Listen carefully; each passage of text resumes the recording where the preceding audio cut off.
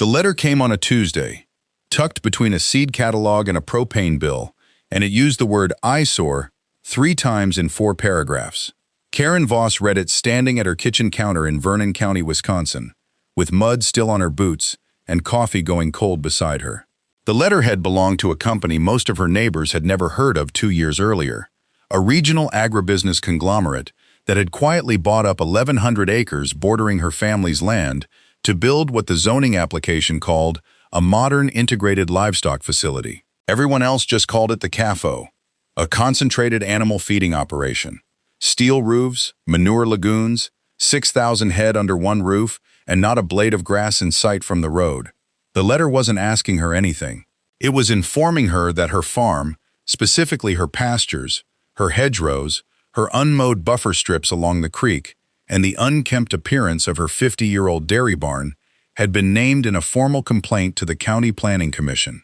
The complaint argued that her property was dragging down land values in the corridor and undermining the visual standards the new facility was trying to set for responsible modern agriculture. Karen was 58 years old. Her grandfather had built that barn in 1961 with his brothers and a borrowed crew from 3 neighboring farms, the kind of barn raising that doesn't happen much anymore. Her father milked in it for 30 years. She and her husband Tom had milked in it for 26 more. Through the 2009 dairy crash that took out 1/3 of the farms in their township, through the drought of 2012, through years when the milk check didn't cover the diesel bill. What the letter called an eyesore, Karen called the most productive, most alive 50 acres in the whole watershed, and she had the soil test to prove it. This is the story of what happened when she decided to prove it to everyone else too.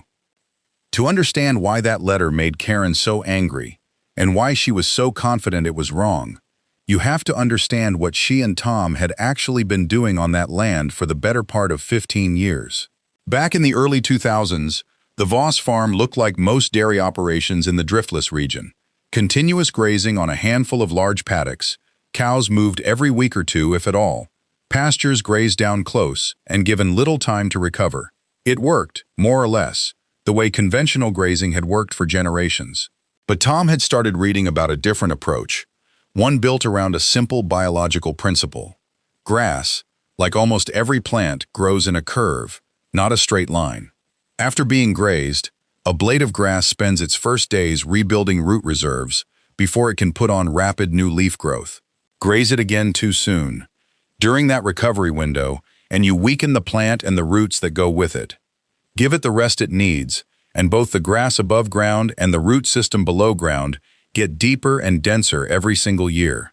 That principle is the foundation of what's called managed intensive rotational grazing, sometimes shortened to MIG, and it's the backbone of what people now call regenerative agriculture. Instead of 1 or 2 big pastures, the Voss farm today is divided into more than 40 small paddocks using portable electric fencing. The herd, 65 crossbred dairy cows, a mix of Holstein, Jersey, and Normand genetics, chosen partly for grazing efficiency and partly for components in the milk, moves to a fresh paddock every 12 to 24 hours. Each paddock then rests, depending on the season, anywhere from 21 to 45 days before the cows come back through. The results aren't abstract. Karen has 15 years of soil test records in a binder on her office shelf, and the numbers tell a story that no letter from a corporation can argue with. In 2009, organic matter in her pasture soils averaged around 2.1%. By 2023, the same fields, tested by the same regional lab, averaged 5.4%. That's not a rounding error. Soil organic matter is essentially stored carbon and biological life. Bacteria, fungi, earthworms, the whole underground economy that makes soil something more than crushed rock. Agronomists generally estimate that each 1% increase in organic matter allows soil to hold roughly 20,000 additional gallons of water per acre. Multiply that across her acreage, and Karen's pastures can now absorb a genuinely staggering amount of rainfall before anything runs off toward the trout stream at the bottom of the hill. She's tested that directly, too, with something called a water infiltration test, pounding a metal ring into the ground, pouring in a measured amount of water, and timing how long it takes to disappear. On the neighboring conventionally tilled cornfield, water sat on the surface for over 90 minutes before fully infiltrating. On Karen's rotationally grazed pasture, the same amount of water vanished in under 4 minutes. That difference is the entire story of erosion, flooding, and water quality in one simple demonstration, and it's one she'd later use to devastating effect. Then there's what regenerative grazing does above ground, which is exactly the part the letter had called an eyesore. Karen's pastures aren't a monoculture of 1 or 2 grass species mowed to a uniform green carpet. They're a diverse mix: orchard grass, timothy, red and white clover, chicory, plantain, bird's foot trefoil, sown deliberately because different species root at different depths and cycle different nutrients.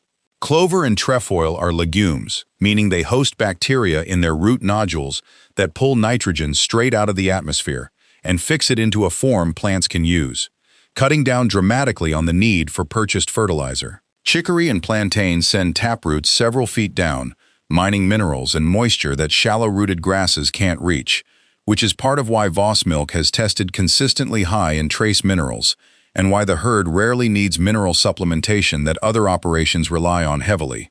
The hedgerows the complaint singled out aren't neglect either. They're windbreaks and wildlife corridors, deliberately left along field edges and the creek, and they do measurable work.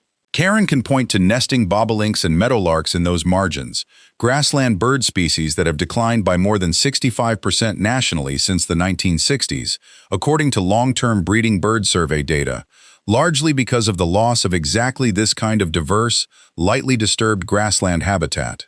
Her unmowed buffer strips along the trout stream aren't laziness.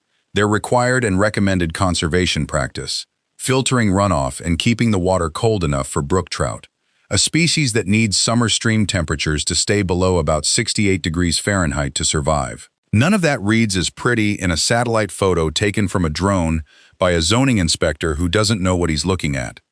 From above, a diverse, deep-rooted, rotationally rested pasture looks a little shaggy compared to the tight green stripes of a well-mowed lawn or a uniform monoculture hayfield. That's precisely the visual mismatch the complaint had weaponized. It called her land unkempt. It never once asked what any of it was actually doing. The zoning hearing was scheduled for 6 weeks out, and Karen decided she wasn't going to walk in with just her binder of soil tests and a prepared statement. She was going to walk in with data nobody in that room could dismiss. She called the University of Wisconsin-Madison Extension office and asked if a soil scientist could come out and do a full, independent assessment.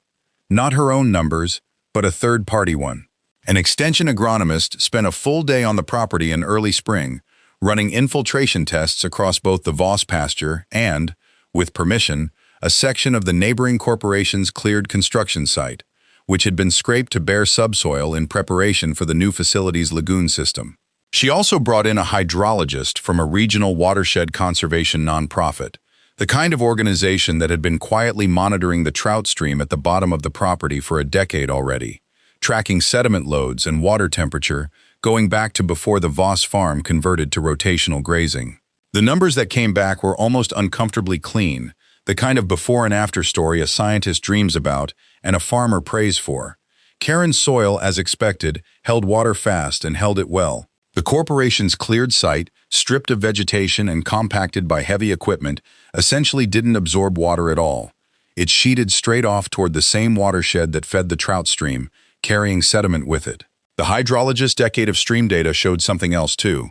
In the 2 years since land upstream had been cleared for construction, turbidity readings in that stream, a direct measure of suspended sediment, had roughly tripled during rain events, even before a single animal had moved into the new facility. Karen didn't need to call the corporation's operation an eyesore. She just needed to put both sets of numbers on the same page. At the hearing, she didn't come in swinging. She came in with a poster board, a one-page handout for every commissioner, and a calm, almost matter-of-fact tone that unsettled the corporation's attorney more than any outrage could have. She explained the biology of root recovery periods. She explained soil organic matter and what it does for water. She showed the bobolink nesting data. She put up side-by-side infiltration numbers, 4 minutes versus 90. And she closed with the turbidity data from the trout stream, the one piece of evidence that had nothing to do with her land at all and everything to do with theirs. The complaint against her farm was dismissed unanimously. But that wasn't actually the ending. It was the beginning of the part nobody, including Karen, saw coming. Word of the hearing got around the way things do in a farming county. Slowly at first, then all at once. A reporter from a regional agricultural paper covered it. A few months later, a short video Karen's daughter posted, showing the infiltration test side by side with drone footage of the two properties, picked up traction well beyond the county. It wasn't slick. It wasn't produced. It was just true. And true things travel. What Karen didn't fully appreciate at the time was that the corporation building the new facility wasn't privately held. It was backed by an outside investment group, a mid-size agricultural fund that had been raising money from pension funds and institutional investors under the promise of sustainable protein infrastructure, a portfolio pitch built partly on environmental, social, and governance criteria that had become increasingly important to the fund's own investors over the previous several years. Those investors had been told the new facility represented responsible modern agriculture. They had not been told that the same company had just tried, and failed, to have a 50-year-old regenerative dairy farm declared a code violation for having too much biodiversity. The fund's sustainability office found out anyway, the way these things surface now, and it put them in an uncomfortable position. Their own portfolio company's zoning complaint had inadvertently generated a rigorous, third-party data set proving that a small, independently owned regenerative dairy operation next door was dramatically outperforming their own site on exactly the metrics: soil health, water retention, sediment control, habitat preservation, that the fund itself used to market its agricultural investments as sustainable. So the fund's regional sustainability director did something that, as far as anyone in the county could remember, had never happened before. She called Karen Voss directly and asked if a group of investors could come tour the farm. Not the CAFO, the farm the company had called an eyesore.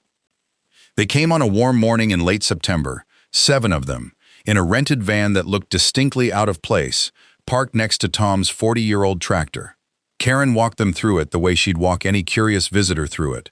No slideshow, no pitch deck, just boots in the grass. She showed them a paddock the cows had grazed 4 days earlier, already pushing new growth an inch tall, and the paddock next to it, resting for its full 28 days, thick and knee-high with a visible tangle of clover blooming through the grass. She pulled up a shovel full of soil and showed them the dark, crumbling structure of it, the earthworm channels, the fine white threads of mycorrhizal fungi clinging to root hairs, the underground fungal network that trades sugar from the plant for phosphorus, and water the fungus pulls from soil the roots alone can't reach. She ran the infiltration test again, right in front of them, because numbers on a handout are one thing and watching water disappear into the ground in under 4 minutes is another. She walked them down to the creek and showed them where the water ran clear over the gravel, cold enough that Tom still found the occasional trout fry in the shallows come spring. She didn't need to walk them to the property line to make her point. Several of them had already seen the cleared construction site on the drive-in.